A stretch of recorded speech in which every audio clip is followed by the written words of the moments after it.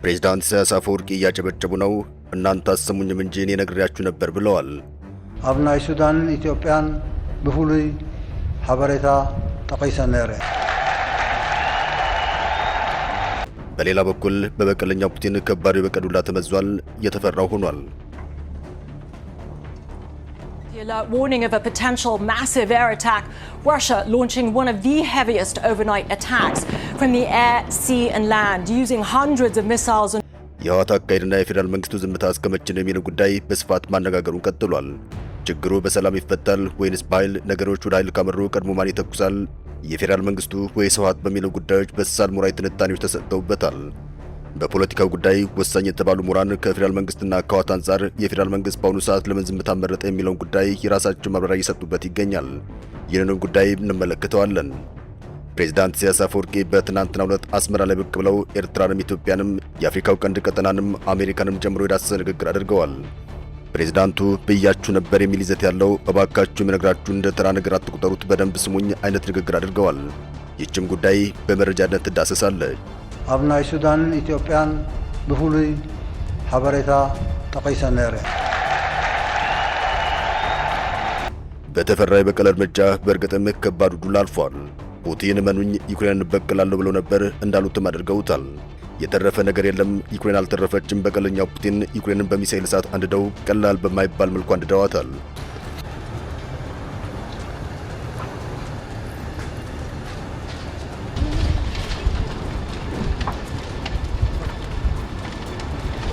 እነዚህን ወሳኝ መረጃዎችም ሰፋ ተንተን አድርገን የምናያቸው ይሆናል።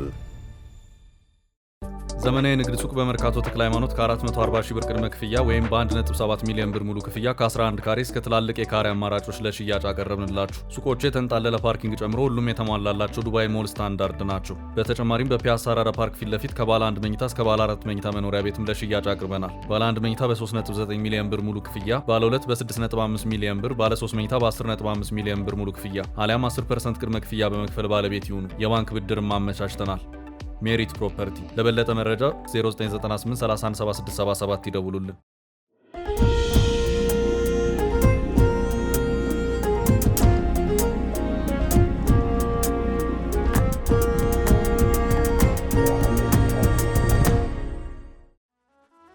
ፕሬዝዳንት ኢሳያስ አፈወርቂ በትናንትናው ዕለት ብቅ ብለው ከኤርትራ 35ኛ የነጻነት በዓል ጋር አያይዘው በእድሜ የጠገቡ አስመራ ስታዲየም በነበረው ስነ ስርዓት ላይ ሲናገሩ ተደምጠዋል። ብያችሁ ነበር። በእርግጥም ሆነ ያሉት ኢሳያስ ሀገራችን ኤርትራ ከአሜሪካ ጋር ዳግም የግንኙነት መታደስ ውስጥ ልትገባ ነው የሚባሉን፣ እኛ ጥድፊያና ሩጫ አንፈልግም፣ ሁሉንም ነገር በቀስታና በእርጋታ መከታተል እንፈልጋለን። የትራምፕ አስተዳደር አሜሪካንን ዳግም ታላቅ እናድርግ በሚለውና ማጋ ማለትም ሜክ አሜሪካን ግሬት ኤገን በሚለው አስተሳሰብ የተጠመደ በመሆኑ ግንኙነትን ማሻሻል በሚለው ጉዳይ እንደው ዝም ብለን አንጣደፍም ሲሉ ተደምጠዋል። የኢትዮጵያን፣ የሱዳንን፣ የቀይ ባህርን፣ የአባይ ተፋሰስን በአጠቃላይ የአፍሪካን ጉዳይ ያነሱት ኢሳያስ አፈወርቂ የአፍሪካ ቀንድ በተለይ ከሱዳንና ከኢትዮጵያ ብሎም ከሶማሊያ እንዲሁም ከውጭ ኃይሎች ጣልቃ ገብነት ጋር በተያያዘ ችግር ላይ ነው ሲሉ ተደምጠዋል። ፕሬዝዳንቱ ችግሩን አልዘረዘሩም። ኢሳያስ ሲሉን ሰፊ ንግግራቸውን ተከትሎም እስከ ዛሬው 35 ዓመታት በዚያቸው አስመራ ስታዲየም ያደረጓቸው ንግግሮች በመጪው 35ኛ ዓመትም ለመድገም ቃል ገብተዋል። አብናይ ሱዳን ኢትዮጵያን በሁሉይ ሐበሬታ ጠቀይሰን ነረ። አሁን ደግሞ ከኤርትራ ወደ በቀለኛው ፑቲን የሚሳኤል በትር ወስዳችሁና በፌዴራል መንግስትና በህወሓት ዙሪያ የተሰማውን አንድ መረጃ እናደርሳችኋለን። Ukraine's president has called Russia deranged for using a hypersonic ballistic missile called Oreshnik during its latest attacks on Kyiv.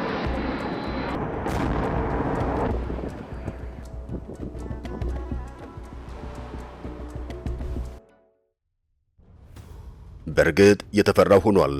የኒኩሌር አረር ተሸክሞ ጠላትን ያደባያል በሚል ለዚሁ ተግባር ዲዛይን ተደርጎ የተፈበረከውን እጅግ አደገኛ ሚሳኤል ፑቲን እንዲተኮስ አድርገዋል። ይህንን ምድር አንቀጥቅጥ ሚሳኤል ከድሮን ማዕበል ጋር ያስተናገደችው ዩክሬን ስትሆን ኢላማው ላይ አርፎ ከሚያደርሰው ጉዳት ባሻገር የድምፁ ነጎድጓድ ብቻ ከባድ አስደንጋጭነት ስሜት የሚፈጥረው ይህ ሚሳኤል ኦርሸኒክ ሚሳኤል በመባል ይታወቃል። የኒኩሌር አረርን እንዲሸከም ተደርጎ ከመሰራቱን ባሻገር ከድምጽ የፈጠነ ፍጥነት ያለው በመሆኑ ወይም ሃይፐርሶኒክ ተደርጎ መሰራቱ ደግሞ በየትኛው የሚሳኤል መከላከል እንዳይቻል አድርጎታል። እናም የሚሳኤል አንድ ጊዜ ከተተኮሰ የትኛውንም የተሰጠውን ኢላማ ሳይመርጥ ነጥሎ የመምታትና ማደባየት አቅም እንዳለው ይነገራል። ቅዳሜ ለእሁድ ዩክሬን ስትጋ ያደረችው በዚሁ ኦርሸኒክ እየተባለ በሚጠራው የሩሲያ ሚሳኤል ነው። It was the Oreshnik, fired from the Kapustin Yar test range. This RS-26 Rubez-derived medium-range ballistic missile didn't fly low. It punched straight into the up. የሚሳኤል ለየት የሚያደርጉት ባህሪያት አሉት። አንደኛው ሲተኮስ በፍጥነት አየሩን እየቀዘፈ ወደ ላይ ከተመዘገዘገ በኋላ ከወጣበት ፍጥነት በፈጠነ መልኩ ቁልቁል ወደ ኢላማው የሚዘገዘግ መሆኑ ይነገራል። ከዚህ ባለፈ ሚሳኤሉ በዚያው ፍጥነት አቅጣጫውን ይቀይራል። ሚሳኤሉ የሚያዝ የሚጨበጥ አይደለም ተብሎ ይነገራል። ኢላማው ቦታ ከደረሰ በኋላም በዚያው ቅጽበት ራሱን ከአንድ ሚሳኤልነት ወደ ሶስትነት ይቀይራል። ከዚህ ጋር ተያይዞም በአንድ ጊዜ የሚያደርሰው ፍንዳታ ቀላል አይደለም።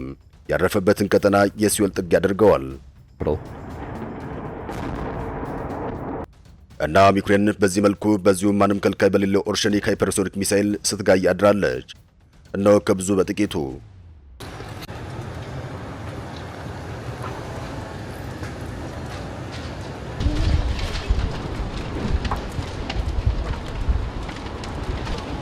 ይኸው ኦርሸኒክ እየተባለ የሚጠራው ሚሳኤል በእርግጥም በዩክሬን ላይ የተፈራውን የፑቲን የበቀል ዱላ አቀጣጥሎታል።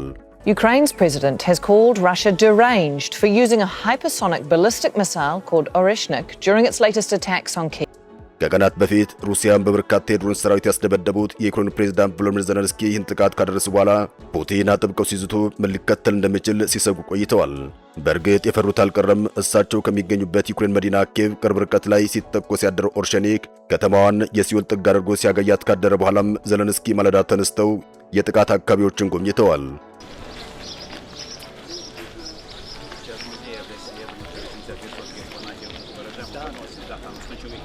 ጥቃቱ በዋና ከተማዋ ኪየቭ ዙሪያ ብቻ ሳይሆን ራሷን ኪየቭን ጭምር የማር አልነበረም። 50 የሚጠጉ ጥቃቶች የደረሱት በመዲናዋ ሲሆን ከባድ የከተማ መጋየት ደርሷል።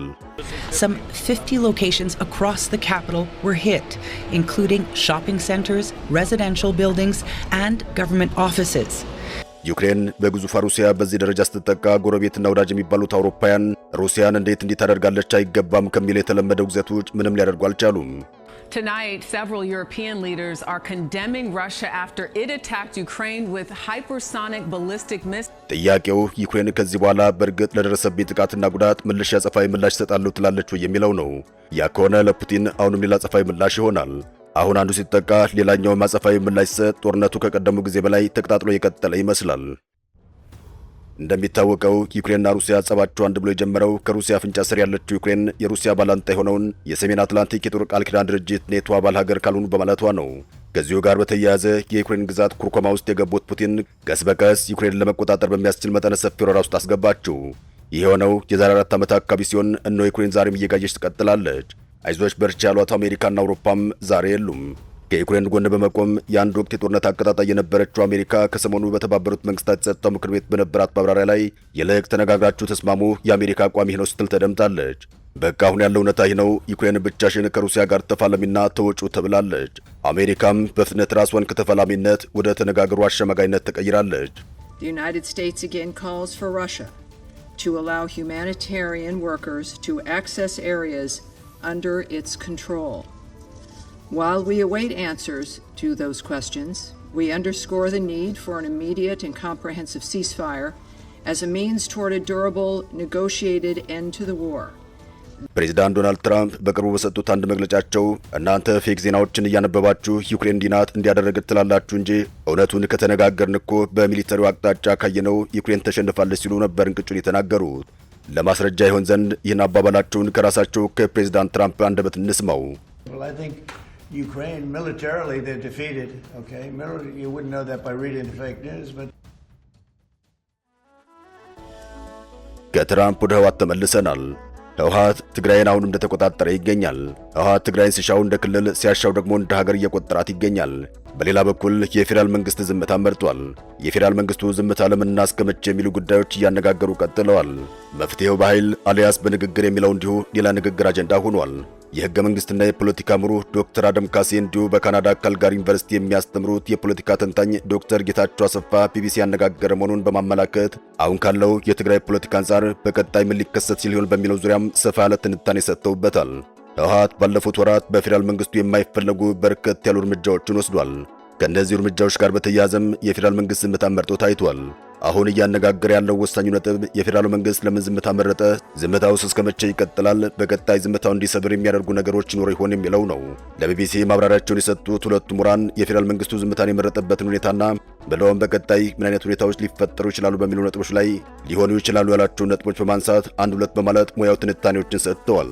በተለይ የፌዴራል መንግስት ዝምታ እስከ መቼ ነው በሚለው ዙሪያ አስተያየታቸውን የሰጡት ዶክተር ጌታቸው የፌዴራል መንግስቱ ዝምታ እስከ መጨረሻው ሊቀጥል አይችልም፣ ነገር ግን የራሱን ጊዜ የሚጠብቅ ነው ሲሉ ተደምጠዋል።